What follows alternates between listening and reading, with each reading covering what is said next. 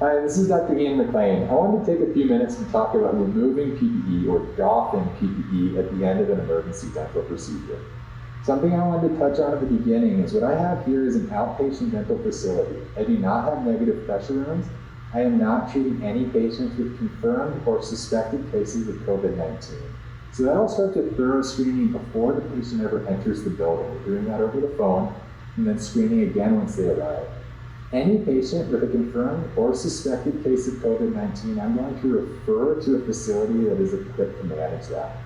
But what we know is many patients who have COVID-19, maybe as many as 60% of them, will not show symptoms. They may not know they have the disease. They may not know they've ever been exposed. So we're going to take all of these precautions as a universal precaution with every single patient we're treating during the pandemic. So now I've completed emergency dental care on my patient. I'm going to remove my PPE at this point. I'm going to doff my PPE at this point. This is when I have the highest risk for exposure, is when I'm removing the contaminated PPE. So I'm going to start with my gloves. These have bodily fluid on them, so I'm going to start by removing that first. I'm reaching here at the base of the glove by the wrist. I'm going to take that and flip that inside out. I'm going to do the same for the other side, removing and discarding my glove. And you can see here, I'm wearing an inner pair of gloves underneath this. I'm going to decontaminate those by disinfecting with some hand hygiene.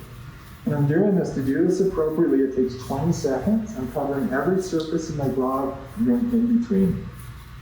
As I continue to remove my PPE, I'm going to be thinking about this in the order of most contaminated to least contaminated surface, and I'm remove in that order. So we started with the gloves that had wet bodily fluid on them. My next most contaminated surface is going to be my gown. And you can see this gown here. I like this because it has snaps in the front. I find that makes it easy to remove this way. Many isolation gowns will have a tie in the back. If you have one of those, you'll want to be careful to reach that tie and remove that in a way that you're not contacting your skin or your clothing as you do so. So taking this gown off, I'm going to be removing this and I'm flipping it inside out as I go. So I'm pulling my hands out of the sleeve so it flips inside out. Doing the same on the other side. I'm going to ball this up inside out and remove it that way. Now I'm going to assume I had some contact with the outer surface of my gown while I was removing it, so I'm repeating hand hygiene again. Again, 20 seconds of this. So the next step, the next most contaminated surface is going to be my face shield. So just take a look at this. This is a pretty standard disposable face shield. I have a foam pad across my brow and an elastic band that secures that. That leaves a space by my temple where none of it is actually contacting me. So that's where I'm going to want to remove it. So I'm going to take this and I'm going to carefully reach that area where the elastic band is not touching my clothing or my skin, and take this out and over my head to remove it this way. Now I can remove my eyewear. So I'm wearing my loops right now. I'm going to take this off, remove my eyewear, and I'm going to put on a clean set of eyewear that I disinfected prior to my procedure. So I have clean eyewear on again. I'm going to go ahead and disinfect my loops at this point so they'll be ready for later use.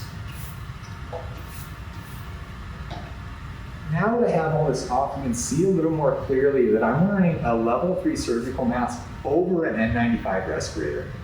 This serves as a splash barrier, so that if I have any droplets that make it underneath my face shield, they would contact the surgical mask rather than contacting my N95 and decreasing its efficacy. So to remove this, I'm going to carefully take that strap and remove that from over my N95 and discard. So now at this point, I'm in a base layer of PPE now. I'm wearing my scrubs, I'm wearing a lab coat, I'm wearing an N95 respirator, and my eyewear. If I'm going to remain in the clinic and see more patients, I would remove these inner pair of gloves and I would leave the rest of this on for the rest of the day until I'm ready to leave the clinic at the end of the day. Because the aerosolized virus can remain viable and potentially transmissible in the air for several hours, it is not safe for me to walk around the patient treatment area without eyewear or without respiratory infection.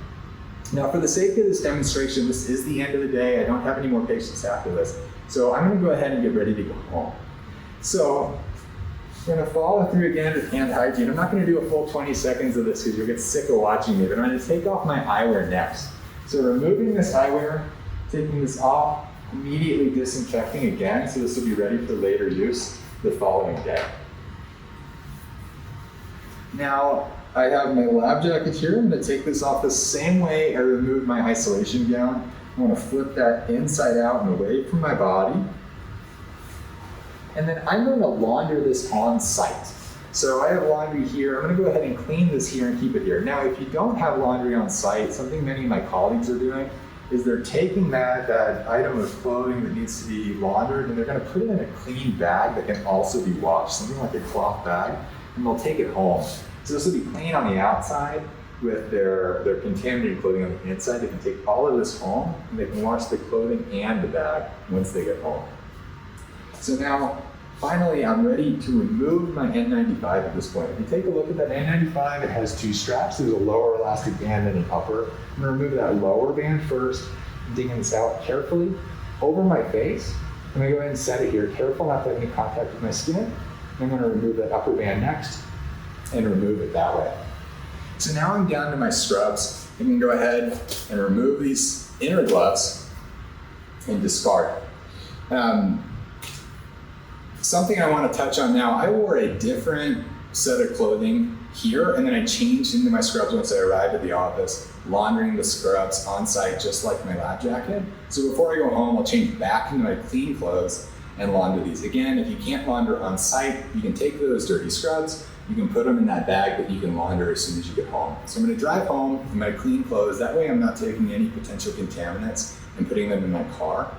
And when I do get home, is one final fail-safe precaution. Before I touch anything, before I have any contact with my family, I'm gonna go ahead and take those clothes, the clean clothes that I drove in, put those immediately in the laundry, and I'm gonna shower right away, starting by cleaning my hands and scrubbing up to the forearms, and then next my hair, my face, and my neck, because those are the parts of my body that are most likely to be contaminated. And then after that, I feel confident that I can interact with my family without risking transmission to them. One final thing I wanted to touch on, this PPE, we're disposing of all of it here. We may not always have that luxury as we move into the future, especially with N95 respirators that are in short supply. If you take a look at the CDC's website, they have some excellent advice on when it is appropriate to extend the use of or reuse PPE. Go ahead and check that out and see what applies best to your facility. Again, I'm Dr. Ian McLean. Thanks for taking the time. Stay safe out there.